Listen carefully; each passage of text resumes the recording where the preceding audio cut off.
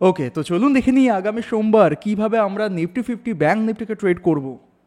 মানে ট্রেড করার জন্য ইন্ট্রাডেতে নিফটি ফিফটি আর ব্যাঙ্ক নিফটিতে কোন কোন লেভেলগুলো ইম্পর্টেন্ট, কোথায় রয়েছে সাপোর্ট, কোথায় রয়েছে রেজিস্ট্যান্স, কোন লেভেলটাকে ভেঙে দিলে মার্কেটের মধ্যে সেলিং প্রেশার থাকবে, কোন লেভেলের উপর টিকে থাকলে মার্কেট বুলিশ ভাব দেখাতে পারে, সব কিছু একদম ডিটেলসে বুঝবো, যাতে ইন্ট্রাডেতে সোমবার দিন ট্রেড করতে কোনো অসুবিধা না হয়। অলরাইট, তো চলুন শুরু করা যাক।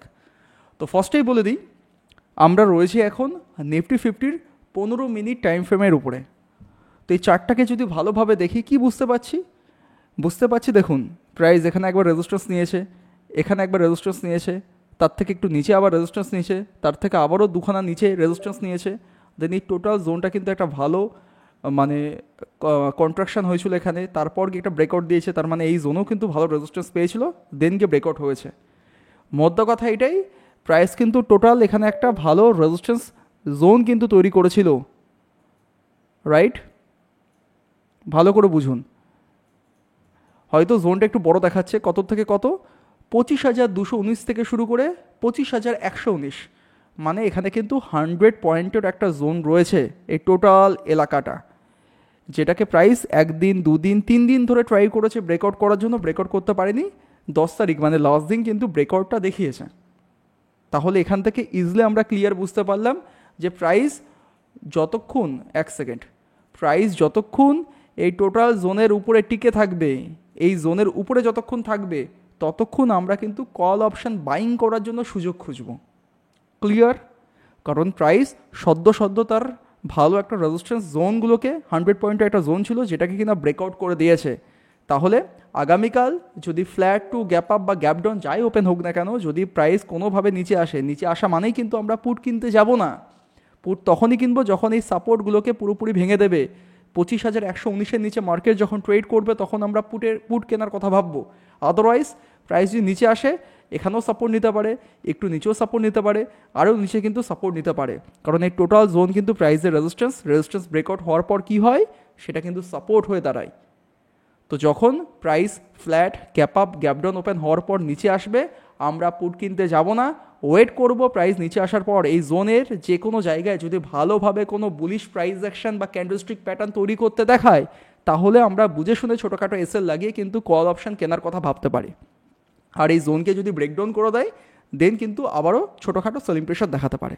এই জোনের নিচে আমরা পুট অপশান কেনার কথা ভাববো, এই জোনের উপরে যতক্ষণ প্রাইস টিকে থাকবে আমরা কল অপশান দেখে বেশি করে ফোকাস করব।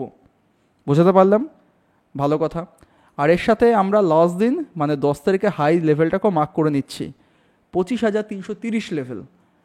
তো ব্যাপারটা কি দাঁড়াচ্ছে, ব্যাপারটা দাঁড়াচ্ছে হচ্ছে এই জোনে আসার পর যদি সাপোর্ট নেই, আমরা কল অপশন বাইং করতে পারি। মিডিল পয়েন্টে যদি ঘোরাফেরা করে, নাটক করে, আমরা ট্রেড করতে যাব না, এরকম সাইডওয়েজ মোমেন্টাম কিন্তু দেখাতে পারে। সে যতই আপনি কল কেনেন পুট কেনেন, কিচ্ছু মানে লাভ হওয়ার সম্ভাবনা থাকবে না, উল্টে লস হতে পারে।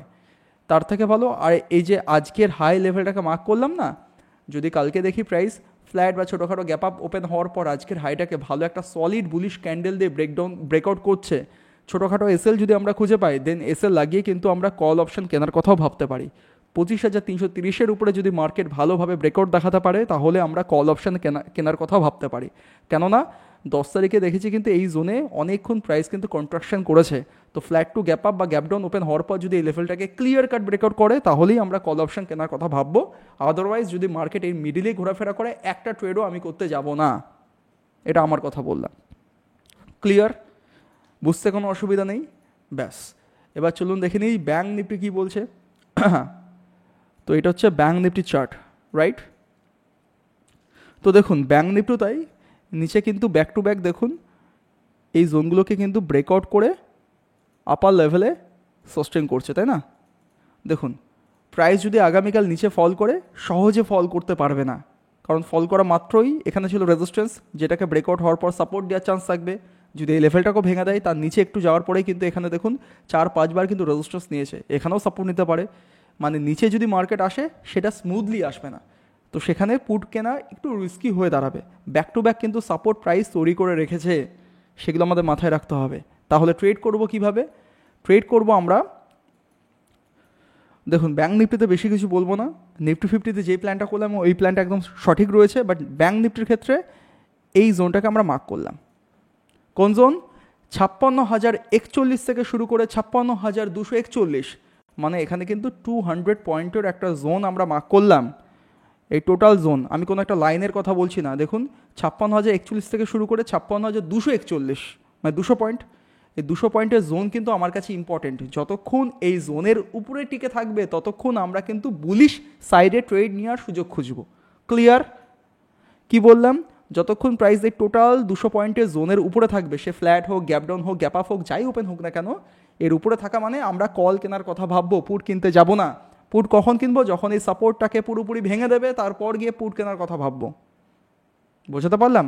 ধরুন কালকে ফ্ল্যাট ওপেন হলো, নিচে আসছে নিচে আসছে নিচে আসছে, আমি পুট কেনার কথা একদম ভাবছি না, বরঞ্চ বাদিক চেক করে দেখবো কোথায় কোথায় রেজিস্ট্যান্স ছিল, সেই সব জোনে এসে যদি প্রাইস দেখি সাপোর্ট পাচ্ছে, বাই করতে পারি।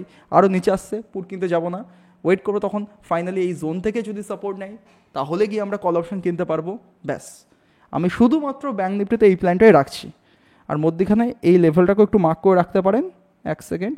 হ্যাঁ, 56,485 লেভেল, এই লেভেল থেকেও যদি দেখি প্রাইস সাপোর্ট নিচ্ছে, কারণ আগে ছিল রেজিস্ট্যান্স ব্রেকআউট হওয়ার পর এখানে সাপোর্ট নেওয়ার কথা, যদি সাপোর্ট নেয় তো আমরা এখানেও কল অপশন বাইং করতে পারি।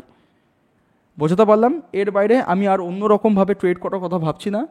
দেখা যাক এবার মার্কেট আমার প্ল্যানটাকে কতটা মিলিয়ে দিচ্ছে কি মিলিয়ে দিচ্ছে না, সেটা কমেন্ট করে আপনারাই কালকে বলে দেবেন, মানে সোমবার দিন বলে দেবেন। তো আজকের জন্য এটুকুনি, আশা করছি সোমবার দিন ট্রেড করতে কোনো অসুবিধা হবে না। প্রত্যেকটা লেভেল, প্রত্যেকটা পয়েন্ট, কোথায় কী ট্রেড করব কোথায় করব না, সব কিছু কিন্তু গুছিয়ে গুছিয়ে বলে দিয়েছি। তো যদি ভিডিওটা ভালো লেগে থাকে, ভিডিও থেকে যদি কিছু না কিছু শিখে থাকেন, তাহলে প্লিজ ভিডিওটাকে লাইক শেয়ার কমেন্ট করে দিন। আর আমাদের চ্যানেলে নতুন হয়ে থাকলে চ্যানেলটাকে সাবস্ক্রাইব করতে একদম ভুলবেন না। দেখা হচ্ছে কালকে। Good bye.